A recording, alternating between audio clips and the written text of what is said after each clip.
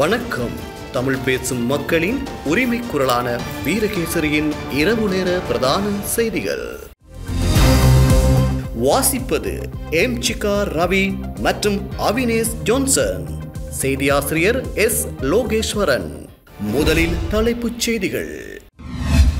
கல்கிசை துப்பாக்கிச் சூட்டு சம்பவம், கொத்தாக சிக்கிய சந்தேக நபர்கள். கொட்டாஞ்சேனை மாணவி விவகாரம், நீதிமன்றம் விடுத்த உத்தரவும் போராட்டக்காரர்களின் கோரிக்கையும். அபாயம் மிக்க பகுதிகள் அடையாளம், விசேட டெங்கு ஒழிப்பு வேலை திட்டம் இன்று முதல் ஆரம்பம். உள்ளூராட்சி சபைகளில் ஆட்சி அமைக்க ஐக்கிய தேசிய கட்சி மற்றும் ஐக்கிய மக்கள் சக்தி இடையே இணக்கம். விளக்கமறியலில் வைக்கப்பட்டார் மஹிந்தானந்த அலுத்கமகே. அமெரிக்க முன்னாள் ஜனாதிபதி ஜோ பைடனுக்கு புற்றுநோய். ஜூசி தி க்ளோத்திங் ஸ்டோர் முழு குடும்பத்தினருக்கும் தேவையான அனைத்து ஆடை அணிகலன்களையும் ஒரே இடத்தில் கொள்வனவு செய்யுங்கள். அனைவருக்கும் ட்ரெண்டிங்கான எக்ஸ்க்ளூசிவ் கலெக்ஷன்ஸ் எங்களிடம். கொட்டஹென, ஹேட்டன் மற்றும் வில்லபத்தை புதிய கிளையில். சந்தோஷமான தருணங்களை ஜூசியுடன் கொண்டாடுங்கள். உள்நாட்டு செய்திகள். விசேட டெங்கு ஒழிப்பு வேலை திட்டம் இன்று முதல் எதிர்வரும் 24ஆம் திகதி வரை முன்னெடுக்கப்பட உள்ளது. டெங்கு அபாயம் மிக்க பகுதிகளாக அடையாளம் காணப்பட்டுள்ள 15 மாவட்டங்களில் 95 சுகாதார வைத்திய அதிகாரிகள் பிரிவில் இந்த வேலை திட்டம் முன்னெடுக்கப்பட உள்ளதாக சுகாதார அமைச்சு தெரிவித்துள்ளது. இதனிடையே நாட்டில் இதுவரையான காலப்பகுதியில் 20,588 டெங்கு நோயாளர்கள் பதிவாகியுள்ளதாக தேசிய டெங்கு கட்டுப்பாட்டு பிரிவு குறிப்பிட்டுள்ளது. இந்த மாதத்தின் இதுவரையான காலப்பகுதியில் 3000க்கு அதிகமான டெங்கு நோயாளர்கள் பதிவாகியுள்ளனர். அதே நேரம் மேல் மாகாணத்தில் சிக்குன்குனியா நோய் தொற்றும் அதிகரித்துள்ளதாக தேசிய டெங்கு கட்டுப்பாட்டு பிரிவின் பணிப்பாளர் விசேட வைத்திய நிபுணர் சுதத் சமரவீர தெரிவித்துள்ளார்.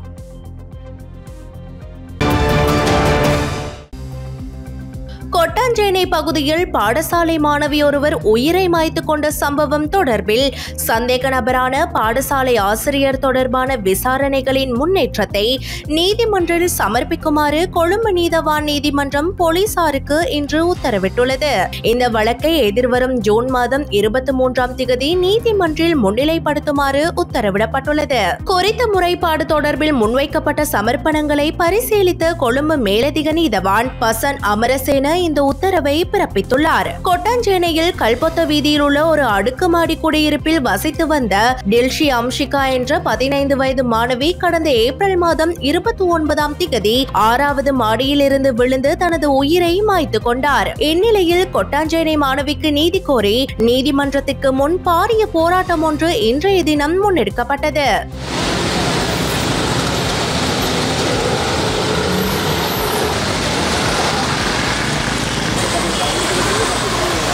கொழும்பு கொட்டாஞ்சேனையில் உயிரை மாய்த்துக் கொண்ட மாணவி தொடர்பான வழக்கு விசாரணை கொழும்பு நீதவான் நீதிமன்றத்தில் இன்று இடம்பெற்ற நிலையிலேயே இந்த போராட்டம் முன்னெடுக்கப்பட்டது. குறித்த மாணவிக்கு வழங்கப்படும் நியாயமான தீர்ப்பால் இலங்கையில் உள்ள அனைத்து மாணவிகளதும் பாதுகாப்பு உறுதிப்படுத்தப்பட வேண்டும் என போராட்டத்தில் கலந்து கொண்ட இலங்கை ஆசிரியர் சங்கத்தின் பொதுச் செயலாளர் ஜோசப் ஸ்டாலின் சுட்டிக்காட்டினார். இது மாணவிகளை பாதுகாக்க வேண்டும். விசேஷமாக நாங்கள் சொல்றோம், இந்த வழக்கு தீர்ப்பு இலங்கையில பாடசாலை மாணவர்களோட எதிர்காலம் இருக்குது. ஏன்னா இப்படி ஒரு மாணவிக்கு இப்படி ஒரு சம்பவம் நடந்து அது சம்பந்தமாக சொல்றதுக்கு ஒரு இடம் இல்லாம போயிருந்த சூழ்நிலை தான் வந்திருக்குது. அப்போ இந்த தீர்ப்பால எல்லா மாணவிகளின் பாதுகாப்பு உறுதிப்படுத்த வேண்டும். பல மாணவிகளுக்கு வெளியே வந்து பேச இல்லாத ஒரு சூழ்நிலை இருக்குது. இதனால இதை காட்டுறது கடைசியில் அந்த மாணவி உயிரை கொடுக்க வேண்டுமா அதுக்கு. அதனால நாங்கள் சொல்றோம், இதுக்கு ஒரு நீதி வேண்டும். அப்படியான இந்த செயல்பாட்டில் கூட இந்த நீதிக்குள்ள கூட நாங்க சொல்றோம், சகல மாணவர்களுக்கும் இதுக்கான பாதுகாப்பு அவசியம். மேலும் மாணவியின் மரணத்துக்கு நீதி வேண்டும் என்றும் குற்றவாளிகள் சட்டத்தின் முன் நிறுத்தப்பட்டு தண்டனை பெற்றுக் கொடுக்க வேண்டும் என போராட்டத்தில் ஈடுபட்டவர்கள் வேண்டுகோள் விடுத்துள்ளனர். 2025 உள்ளூராட்சி மன்ற தேர்தலில் எதிர்க்கட்சிகள் பெரும்பான்மையை பெற்ற உள்ளூராட்சி சபைகளில் ஆட்சி அதிகாரத்தை கைப்பற்றுவதற்காக ஐக்கிய தேசிய கட்சியும் ஐக்கிய மக்கள் சக்தியும் ஏனைய எதிர்க்கட்சிகளுடன் கூட்டணி அமைப்பதற்கு இணக்கம் தெரிவித்துள்ளன. நிறைவடைந்த உள்ளூராட்சி மன்ற தேர்தலில் மக்கள் எதிர்க்கட்சிக்கு பெரும்பான்மை அதிகாரத்தை வழங்கிய உள்ளூராட்சி சபைகளில் அதிகாரத்தை நிறுவுவது தொடர்பாக இன்று நடைபெற்ற விசேட கலந்துரையாடலின் போது இந்த முடிவு எடுக்கப்பட்டது. இந்த கலந்துரையாடலில் ஐக்கிய மக்கள் சக்தி மற்றும் ஐக்கிய தேசிய கட்சியின் பிரதிநிதிகள் பங்கேற்றதுடன் ஐக்கிய மக்கள் சக்தியின் பொதுச் செயலாளர் ரஞ்சித் மத்தும பண்டார மற்றும் ஐக்கிய தேசிய கட்சியின் பொதுச் செயலாளர் சட்டத்தரணி தலதா அதுகோரல ஆகியோர் கூட்டறிக்கை ஒன்றை வெளியிட்டு இந்த விடயத்தை தெரிவித்தனர்.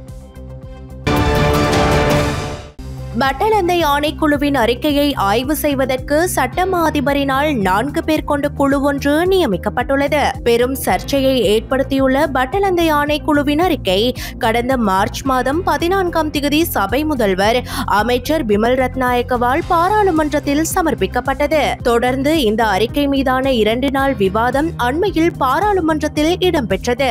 இந்த நிலையிலேயே பட்டலந்தை ஆணைக்குழுவின் அறிக்கை ஜனாதிபதி அனுரகுமார திசாநாயக்கவின் அறிவுறுத்தலின் அடிப்படையில் சட்டமா அதிபருக்கு அனுப்பி வைக்கப்பட்டது. காலி வீதிக்கு அருகில் இளைஞன் ஒருவரை துரத்தி சென்று சுட்டு கொலை செய்த சம்பவம் தொடர்பில் துப்பாக்கிதாரியும் அவருடன் மோட்டார் சைக்கிளை ஓட்டிச் சென்ற நபர் மற்றும் அவருக்கு உதவியதாக தெரிவிக்கப்படும் மேலும் 2 வரை கல்கிசை வலய குற்றப்புலனாய்வு பிரிவினர் கைது செய்துள்ளனர். துப்பாக்கிதாரி கைது செய்யப்பட்ட சந்தர்ப்பத்தில் அவரிடமிருந்து உள்நாட்டில் தயாரிக்கப்பட்ட கைக்குண்டு 9 மில்லிமீட்டர் ரக தோட்டாக்கள் 15 மற்றும் 2 மோட்டார் சைக்கிள் இலக்க தகடுகள் என்பன கண்டுபிடிக்கப்பட்டன. கொட்டாவ மாவட்டத்தில் கைது செய்யப்பட்ட துப்பாக்கிதாரி விமானப்படையில் 1.5 வருடம் கடமையாற்றிய விமானப்படை சிப்பாய் எனவும் போலீசார் தெரிவித்தனர். கொலைக்காக துப்பாக்கிதாரி வருகை தந்த மோட்டார் சைக்கிள் கொட்டாவ மாபுல்கொட பகுதியில் உள்ள அவரது வீட்டின் பின்னால் பாகங்களாக பிரிக்கப்பட்டு புதைக்கப்பட்ட நிலையில் 2 போலி எண் தகடுகளுடன் கண்டெடுக்கப்பட்டது.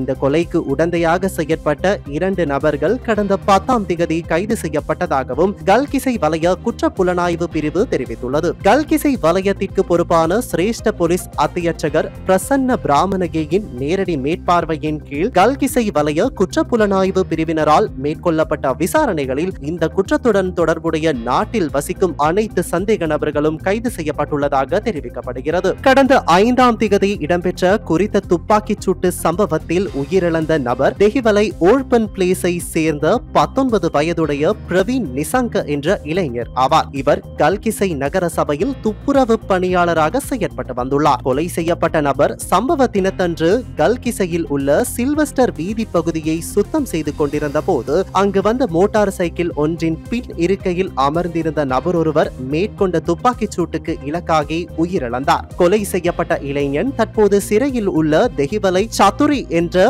போதைப் பொருள் கடத்தல்காரியின் மகன் என்றும் அந்த பெண்ணின் மகளும் போதைப் பொருள் கடத்தல் தொழிலில் ஈடுபட்டுள்ளார் என்றும் போலீசார் தெரிவிக்கின்றனர். இதேவேளை தெஹிவலை நெதிமால பகுதியில் உள்ள கடையொன்றில் இன்று முற்பகல் துப்பாக்கிச் சூட்டு சம்பவம் ஒன்று இடம்பெற்றுள்ளது. மோட்டார் சைக்கிளில் வந்த 2 குறித்த துப்பாக்கிச் சூடு மேற்கொள்ளப்பட்டுள்ளதோடு சம்பவத்தில் உயிரிழப்புகள் எதுவும் இடம்பெறவில்லை என போலீசார் தெரிவித்துள்ளனர். 79 மில்லியன் ரூபாய் பெறுமதியான குஷ்போதைப் பொருளை நாட்டுக்குள் கொண்டுவர முயன்ற வெளிநாட்டு பிரஜை ஒருவர் இன்று அதிகாலை கட்டுநாயக்க விமான நிலைய வெளியேறும் முனையத்தில் சுங்க போதைப் பொருள் கட்டுப்பாட்டு பிரிவு அதிகாரிகளால் கைது செய்யப்பட்டார். தாய்லாந்தைச் சேர்ந்த 21 வயதுடைய ஒருவரே இவ்வாறு கைது செய்யப்பட்டுள்ளார். குறித்த போதைப் பொருள் தாய்லாந்தில் கொள்வனவு செய்யப்பட்டு மலேசியாவின் கோலலாம்பூருக்கு சென்று அங்கிருந்து மலேசியன் ஏர்லைன்ஸ் விமானம் மூலம் கட்டுநாயக்க விமான நிலையத்தை வந்தடை போதே சுங்க போதைப் பொருள் கட்டுப்பாட்டு பிரிவு அதிகாரிகளால் கைப்பற்றப்பட்டுள்ளது. பயண பையில் இனிப்புகளுடன் சூட்சுமமான முறையில் மறைத்து வைக்கப்பட்டிருந்த 7 கிலோ 910 கிராம் குஷ் போதைப் பொருளே இவ்வாறு சுங்க போதைப் பொருள் கட்டுப்பாட்டு பிரிவு அதிகாரிகளால் கைப்பற்றப்பட்டுள்ளது. இந்நிலையில் கைதான சந்தேக நபரும் கைப்பற்றப்பட்ட போதைப் பொருளும் மேலதிக விசாரணை நடவடிக்கைகளுக்காக போலீஸ் போதைப் பொருள் தடுப்பு பிரிவு அதிகாரிகளிடம் ஒப்படைக்கப்பட்டுள்ளனர். முன்னாள் விவசாய அமைச்சர் மஹிந்தானந்த அலுத்கமகேவை எதிர்வரும் 26ஆம் தேதி வரை விளக்கமறியலில் வைக்குமாறு கொழும்பு பிரதான நீதவான் நீதிமன்றம் உத்தரவு பிறப்பித்துள்ளது. கடந்த அரசாங்கத்தின் போது சீன நிறுவனம் ஒன்றிடமிருந்து தரமற்ற கரிம உர கப்பலை நாட்டிற்கு இறக்குமதி செய்த சம்பவம் தொடர்பில் அவரை கைது செய்வதற்காக நீதிமன்றம் பிடியாணை பிறப்பித்திருந்தது. இந்நிலையில் இன்றைய தினம் அவர் கொழும்பு பிரதான நீதவான் நீதிமன்றில் முன்னிலையாகி இருந்த நிலையில் அவரை மே 26 வரை விளக்கமறியலில் வைக்குமாறு நீதவான் உத்தரவிட்டார். இதேவேளை வழக்கு விசாரணைகளை இன்று முன்னெடுக்குமாறு சட்டத்தரணிகள் ஊடாக அவர் சீராக்கல் மனு ஒன்றை தாக்கல் செய்திருந்தார் என்பதும் குறிப்பிடத்தக்கது. வெளிநாட்டு செய்திகள். அமெரிக்க முன்னாள் ஜனாதிபதி ஜோ பைடன் புரோஸ்டேட் வகை புற்றுநோயால் பாதிக்கப்பட்டுள்ளதாக சர்வதேச ஊடகங்கள் செய்தி வெளியிட்டுள்ளன. இந்த புற்றுநோய் அவரது உடலில் உள்ள எலும்புகளுக்கும் பரவியுள்ளதாக மருத்துவர்கள் அறிக்கையொன்றை வெளியிட்டுள்ளனர். ஜோ பைடனுக்கு புற்றுநோய் இருப்பது கடந்த வெள்ளிக்கிழமை கண்டறியப்பட்டுள்ளது. காசாவில் இஸ்ரேல் முன்னெடுத்த தொடர்ச்சியான வான்வழி தாக்குதலில் சிக்கி நூற்றுக்கணக்கானோர் பலியான நிலையில் போர் நிறுத்தம் தொடர்பாக இஸ்ரேல் மற்றும் ஹமாஸ் இடையே கட்டாரில் மீண்டும் பேச்சுவார்த்தை ஆரம்பித்துள்ளதாக சர்வதேச ஊடகங்கள் செய்தி வெளியிட்டுள்ளன. இஸ்ரேலிய படைகள் காசாவில் குண்டுவீச்சை தீவிரப்படுத்தி பாரிய தரைவழி தாக்குதலுக்கு தயாராகி வரும் பரபரப்பான சூழ்நிலையில் இஸ்ரேலுக்கும் ஹமாஸுக்கும் இடையிலான போர் நிறுத்த பேச்சுவார்த்தைகள் கட்டாரில் மீண்டும் தொடங்கியுள்ளன. முன்னதாக காசா பகுதியில் தனது ராணுவ நடவடிக்கைகளை மேலும் விரிவுபடுத்துவதற்கான ஆயத்தங்களை இஸ்ரேல் மேற்கொண்டு வருவதாக அறிவித்தது. அத்தோடு இஸ்ரேலிய ராணுவம் விரிவான வான்வழி தாக்குதல்களை நடத்தி வருவதாகவும் பெருமளவிலான துருப்புக்களை அப்பகுதிக்கு அனுப்பி வருவதாகவும் தெரிவித்திருந்தது. போர் நிறுத்தம் ஏற்படாத வரையில் பேச்சுவார்த்தைகளில் ஈடுபட ஹமாஸ் தொடக்கத்தில் மறுப்பு தெரிவித்ததாக இஸ்ரேலின் பாதுகாப்பு அமைச்சர் இஸ்ரேல் காட்ஸ் குறிப்பிட்டார். இருப்பினும் இஸ்ரேலின் தொடர்ச்சியான வான்வழி தாக்குதல்கள் மற்றும் படைகளின் அணி திரட்டல் காரணமாக ஹமாஸ் அமைப்பின் பிரதிநிதிகள் தற்போது ஒரு மேசையில் அமர்ந்து இந்த விவகாரம் குறித்து தீவிரமாக விவாதிக்க சம்மதம் தெரிவித்துள்ளதாக சுட்டிக்காட்டப்பட்டுள்ளது. பேச்சுவார்த்தையில் முன்னேற்றம் இல்லாவிட்டால் ராணுவ நடவடிக்கை தொடர்ந்து நடைபெறும் என்றும் இஸ்ரேல் திட்டவட்டமாக தெரிவித்துள்ளது. இந்நிலையில் சனிக்கிழமை காலை தோஹாவில் போர் நிறுத்தத்திற்கான முதல் கட்ட பேச்சுவார்த்தைகள் தொடங்கியதாக ஹமாஸ் தரப்பு தெரிவித்ததாக தகவல்கள் வெளியாகி இருந்தமை குறிப்பிடத்தக்கது.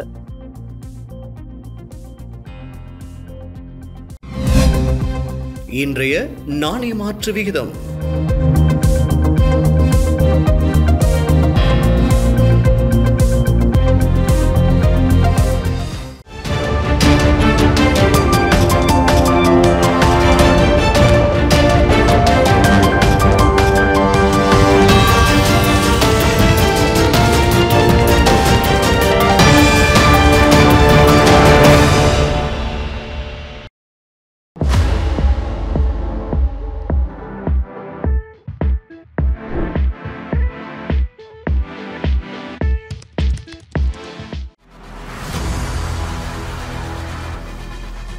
இலங்கையின் முதல் நிலை முதற்கர செய்தி வழங்குனர் வீரகேசரியில் குறுந்தகவல் செய்திகளை உடனுக்குடன் தமிழில் பெற்றுக்கொள்ள டயலாக் வலையமைப்பிலிருந்து REG இடைவெளி வீக்கி என்று பதிவிட்டு 87 960 என்ற எண்ணுக்கு குறுஞ்செய்தி ஒன்றை அனுப்புங்கள்.